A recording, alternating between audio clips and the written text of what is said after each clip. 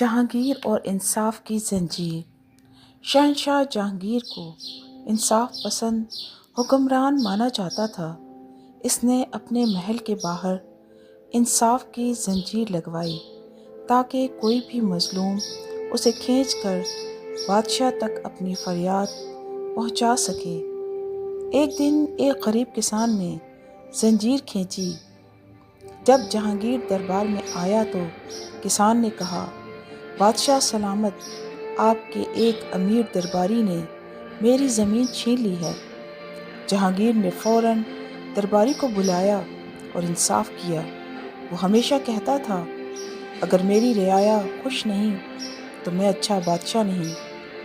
یہی وجہ تھی کہ لوگ اس کے انصاف کے قصے آج تک سناتے ہیں۔